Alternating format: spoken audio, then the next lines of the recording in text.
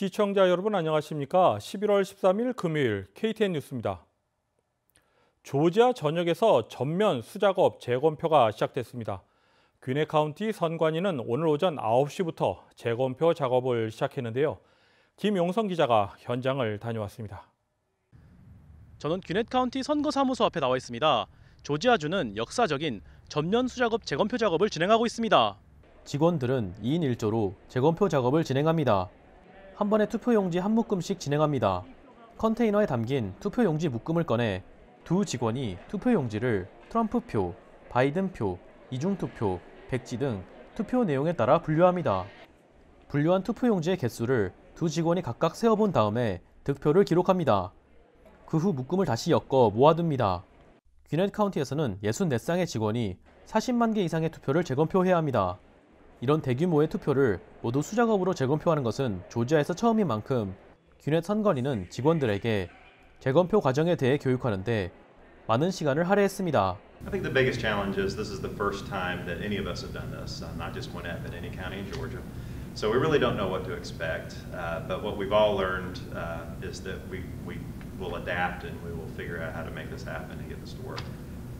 선관위 측은 부재자 투표용지를 먼저 재검표한 다음 조기 투표나 일반 투표에 대한 재검표를 진행할 것이라고 밝혔습니다. The state asked for us to start with absentee by mail ballots first. They expected them to be the most difficult to get through, and that is going to be the case in Gwinnett County. We have a 4-page, 2-sheet absentee ballot. 귀넷 선관위 측은 재검표 종료일에 대해서는 아직 알 수 없으며 중간 집계는 보고할 수 없다고 밝혔습니다.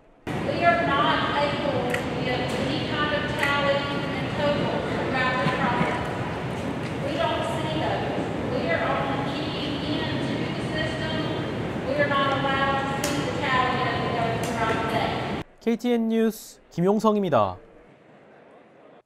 조 바이든 대통령 당선인이 애리조나주에서 승리를 거두며 선거인단 11명을 추가로 확보하게 됐습니다. 애리조나주는 1996년 빌 클린턴 대통령 승리 이후 공화당이 계속해서 승리해오며 전통적인 공화당 표밭으로 여겨왔습니다. 애리조나주 개표가 99%까지 이루어진 가운데 두 후보 사이 표 차이는 약 11,000표. 애리조나 주 내무부는 인구 상당 부분을 차지하는 메리코파 카운티를 비롯해 6개 카운티에 대한 수작업 검표를 한 결과 오차가 미미했다고 밝혔습니다. 애리조나는 별세한 존 맥케인, 베리 골드워트 전 상원의원과 같은 미국 보수의 아이콘을 배출한 공화당의 전통 표밭입니다. 이로써 바이든 전 부통령은 선거인단 290표를 확표하며 공화당 후보인 도널드 트럼프 대통령과의 격차를 더 벌렸습니다. CNN 방송은 애리조나주에서 바이든 승리 배경으로 민주당 성향의 남미 출신 인구가 늘어난 점을 첫 번째로 꼽았습니다. 또한 캘리포니아와 일리노이 같은 진보적 주에서 온 유권자의 급증한 점과 교회 고학력층이 트럼프 대통령의 공화당과 결벌한 점도 승리의 배경으로 올랐습니다.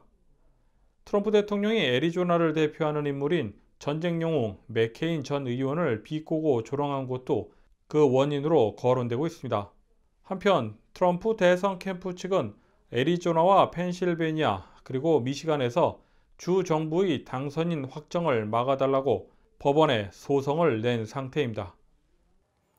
대한항공을 보유한 한진그룹이 아시아나항공을 인수하는 방안이 검토되고 있습니다.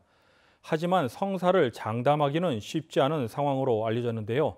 인수 대금과 독과점 문제 등 여러 가지 변수들이 관건입니다. 한국산업은행이 아시아나항공을 한진그룹에 매각하는 방안을 추진하고 있습니다. 산업은행의 자금 지원을 통해 한진그룹의 한진칼에서 아시아나항공을 인수하는 방안이 거론되고 있는 것입니다. 성사되면 초대형 항공사가 탄생하는 셈입니다. 항공기 보유 대수면에서 대한항공은 현재 173대, 아시아나는 86대를 보유하고 있어 양사를 합하게 되면 총 259대를 보유하게 되는 것입니다. 그러나 독과점 문제가 발생할 것이라는 지적이 나오고 있습니다. 미주 여객 노선과 주요 화물 노선 등에서 점유율 75%를 넘게 되는 것으로 예상되기 때문입니다. 한편 관련 소식에 대한항공과 한진칼 주가는 하락한 반면 아시아나는 크게 올랐습니다. KTN 뉴스 스티봉입니다. 다음은 스포츠 소식입니다. 어거스타에서 열리는 마스터스 골프 대회를 비롯해 이번 주말 열리는 스포츠 소식을 배준경 기자가 종합했습니다. 내일인 토요일 오후 12시로 예정되어 있던 SEC 소속 UGA와 미주리의 경기가 컨퍼런스 내 코로나19 확진 케이스 증가로 인해 연기되었습니다. 마찬가지로 토요일 오후 7시에 예정되어 있던 ACC 코스탈 디비전 소속 조지아텍과 피츠버그의 경기도 코로나19 관련 가이드라인에 따라 연기되었습니다. 이번 주에만 10개가 넘는 경기들이 연기됨에 따라 향후 NCAA 플레이오프 일정에도 차질이 생길 수 있다는 예측이 나오고 있습니다. 선벨트 컨퍼런스 소속의 팀들은 이번 주말 예정대로 경기를 치룰 계획입니다. 토요일 오후 2시 30분에는 GSU와 아팔라치안 스테이트의 경기가 예정되어 있습니다. GSU는 이스트 디비전 최하위를 기록 중이고 아팔라치안 스테이트는 이번 시즌 컨퍼런스 내에서 무패를 기록 중입니다. 같은 선벨트 컨퍼런스에 소속된 조지아 서던 역시 이번 주 토요일 오후 3시 30분 텍사스 스테이트를 상대합니다. 조지아 서던은 현재 2연승을 기록 중이고 텍사스 스테이트는 6연패를 기록 중입니다. 조지아주 어거스타의 어거스타 내셔널 골프 클럽에서 열리고 있는 세계 최고 권위의 골프 대회 마스터스가 84회를 맞이했습니다. 마스터스는 코로나19 팬데믹 여파로 사상 처음 전통적으로 4월에 열렸던 대회를 11월 대회로 옮겼습니다. 하지만 어제 1라운드 경기 시작 35분 만에 폭풍우가 몰아쳐 경기가 3시간가량 중단되기도 했습니다. 경기가 11월로 연기되었기 때문에 어거스타 골프클럽과 마스터스의 자랑인 형형색색의 진달래 물결도 올해는 볼 수 없게 되었습니다. 1라운드에서는 더스틴 존슨, 폴 케이시 그리고 딜런 프리텔리가 7언더파를 기록하며 선두권을 형성했고 뒤이어 임성재와 저스틴 토마스가 6언더파를 기록했습니다. 임성재 선수는 처음으로 출전한 마스터스에서 2라운드 현재까지 좋은 모습을 보여주고 있습니다. 임성재의 메이저 최고 성적은 지난 9월 US 오픈에서의 22위입니다. 디펜딩 챔피언 타이거 우즈는 1라운드에서 보기를 기록하지 않고 4언더파를 기록하며 모든 게 잘 됐다고 자신의 1라운드 성적을 돌아봤습니다. 우즈는 1995년 마스터스에 처음 출전한 뒤 23번째 대회 만에 처음으로 보기 프리 1라운드를 자신의 스코어 카드에 적게 되었습니다. 또한 이 기록은 우즈 자신의 1라운드 최고 성적입니다. 우즈는 2010년 대회에서 1라운드 4언더파 68타를 기록한 적이 있습니다. 타이거 우즈는 이번 마스터스에서 우승할 경우 수많은 대기록을 작성하게 됩니다. 우즈는 마스터스 사상 최초로 2차례 타이틀 방어와 PGA 투어 통산 역대 최다승을 기록하게 됩니다. 우즈는 2001년과 2002년 연속 우승은 이미 한번 경험한 적이 있고 통산 우승 횟수는 현재 82승으로 샘 스니드와 동률을 기록하고 있습니다. 메이저 대회 트로피는 15개에서 16개로 늘어나며 역대 1위인 잭 니클라우스의 18승과 2승으로 좁혀지게 됩니다. 이어 케빈 나는 1라운드 그린 적중률 100%를 기록하고도 1오버파 공동 64위에 머물렀습니다. 케빈 나는 기록 집계를 시작한 후로 30여 년 동안 마스터스에서 그린 적중률 100%를 기록하고도 오버파를 기록한 첫 선수로 남게 되었습니다. 케빈 나는 1라운드 동안 39개의 퍼트를 기록했는데 그는 자신의 사회관계망 서비스에 39개가 자신의 신기록이라고 적었습니다. 브라이슨 디셈보는 연습 라운드에서 사용한 클럽 중 가장 긴 클럽이 7번 아이언이었습니다.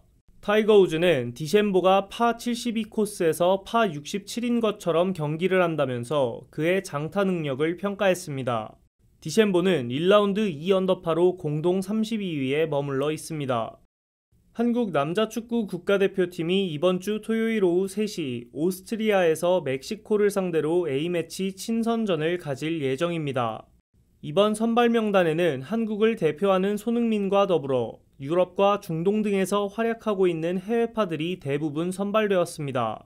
더불어 전북현대 소속으로 이번 시즌 K리그 MVP로 선정된 손준호 선수와 시즌 내내 좋은 모습을 보여줬던 울산현대의 원두재 등도 선발되었습니다.